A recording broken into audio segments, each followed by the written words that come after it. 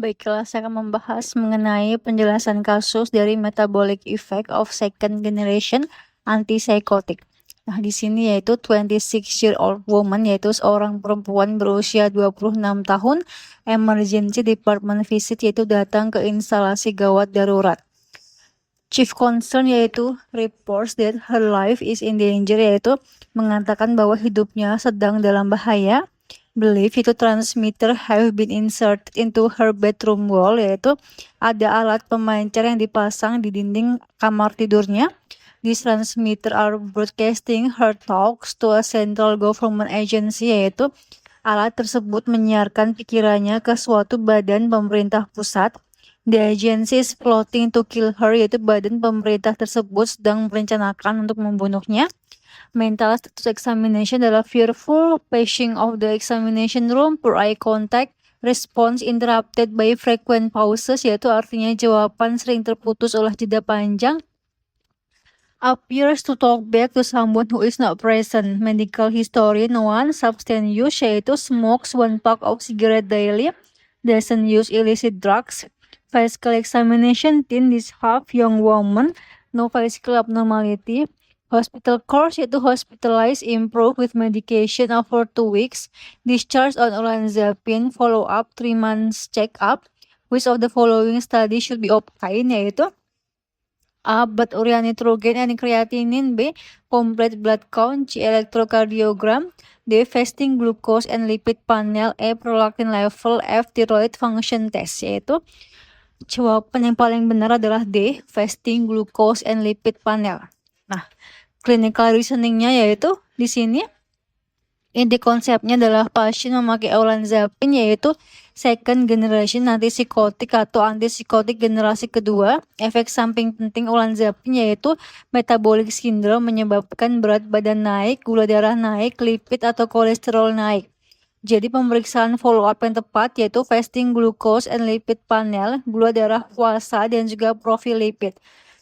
Definisi apakah itu olanzapine, yaitu olanzapine adalah obat antipsikotik generasi kedua yang digunakan untuk mengobati skizofrenia, gangguan bipolar, episode mania, psikosis.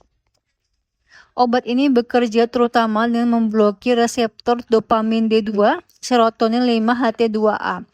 Apa itu second generation antipsychotic? Yaitu second generation antipsychotic adalah antipsikotik generasi baru yang umumnya lebih rendah resiko ekstrapiramidal symptom atau EPS, tetapi lebih tinggi efek metabolik. Contohnya adalah olanzapine, clozapine, risperidone, quetiapine, ziprasidone, aripiprazole.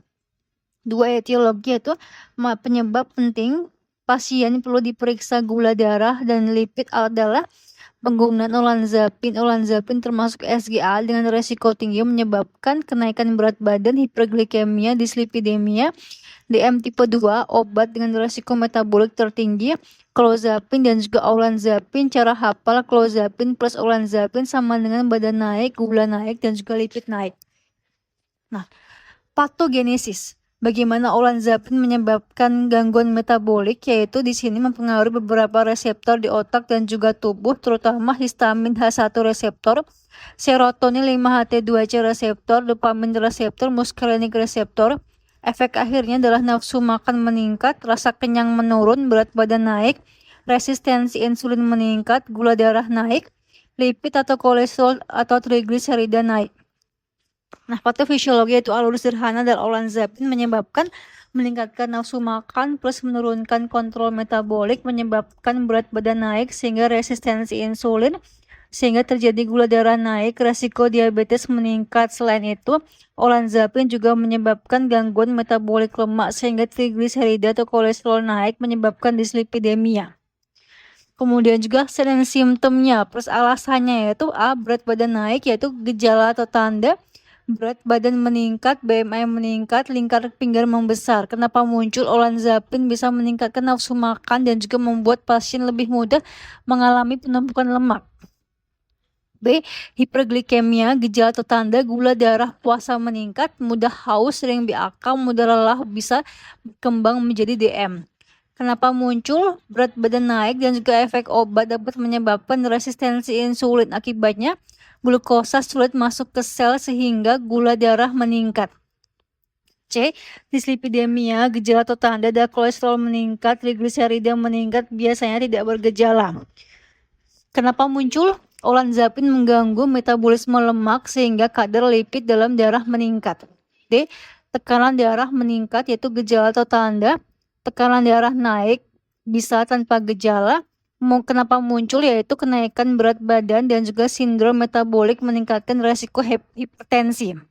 Nah, 6 yaitu monitoring harus dilakukan pada SGA, yaitu pasien yang memiliki antipsikotik generasi kedua perlu dipantau. Berat badan atau BMI, tujuan deteksi kenaikan berat badan, lingkar pinggang, deteksi obesitas sentral, tekanan darah, deteksi hipertensi, gula darah puasa, deteksi hiperglikemia atau diabetes, profil lipid yaitu deteksi dislipidemia. Nah, kontrol 3 bulan setelah memakai olanzapin, jadi pemeriksaan terbaik adalah fasting glukosa dan juga lipid panel. Kenapa dia benar? Yaitu fasting glukosa dan juga lipid panel ini benar karena olanzapin paling beresiko menyebabkan gula darah naik, diabetes baru, kolesterol atau trigliserida naik, sindrom metabolik, maka dokter harus rutin mengecek gula darah puasa, profil lipid. Nah, kenapa yang lain salah? Yaitu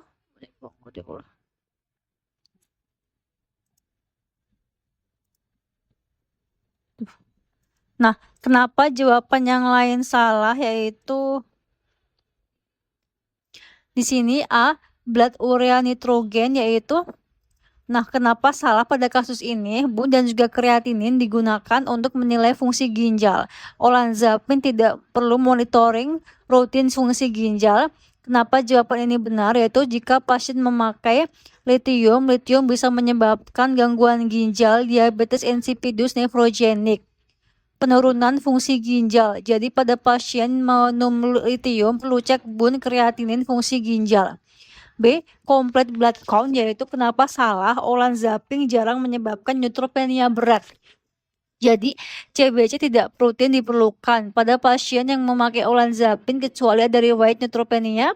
Kapan benar? Jika pasien memakai clozapin. Clozapin dapat menyebabkan neutropenia granulositosis. Karena ini pasien memakai clozapin wajib monitoring CBC absolute neutrophil count atau ANC. Cara hafal clozapin yaitu sama dengan cek neutrophil. EKG yaitu kenapa salah? Yaitu olanzapin tidak rutin membutuhkan EKG. EKG dilakukan jika ada resiko gangguan irama jantung atau QT prolongation. Kapan ini benar? Yaitu jika pasien punya riwayat long QT syndrome, punya penyakit jantung, minum obat lain yang memperpanjang QT, menggunakan antipsikotik yang kuat menyebabkan QT prolongation. Antipsikotik yang paling sering dikaitkan dengan QT prolongation yaitu ziprasidon. Cara hafal ziprasidon sama dengan Zalps the QT. Prolaktin level, kenapa? Yaitu pada kasus ini antipsikotik memang bisa meningkatkan prolaktin karena blokade dopamin D2 di jalur tuberoinfundibular. Tetapi kadar prolaktin tidak dicek rutin. Cek prolaktin hanya jika ada gejala.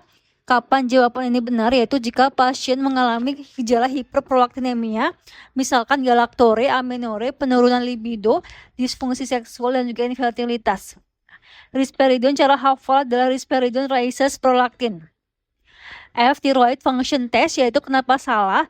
Olanzapin tidak fungsi menyebabkan gangguan tiroid, jadi thyroid function test tidak perlu. Kapan benar? Yaitu lithium dapat menyebabkan hipotiroidism, goiter, gangguan ginjal. Jika pasien memakai lithium yang perlu dipantau TSH, bun, dan juga kreatinin. Nah, tabelnya adalah olanzapin itu menyebabkan metabolic syndrome, yaitu monitoring gula darah plus lipid plus BMI. Clozapin granulositosis adalah CBC atau ANC. Lithium gangguan ginjal hipotiroid, yaitu bun, kreatinin, TSH. Ziprasidon QT prolongation, EKG. Risperidon prolaktin naik, prolaktin jika simptomatik. Kesimpulan yaitu pasien skizofrenia pulang dengan olanzapin. Olanzapin paling beresiko menyebabkan berat badan naik plus gula naik plus lipid naik. Maka saat follow up, pemeriksaan yang harus dilakukan adalah gula darah puasa dan juga profil lipid. Jawabannya adalah D, fasting glukosa dan lipid panel.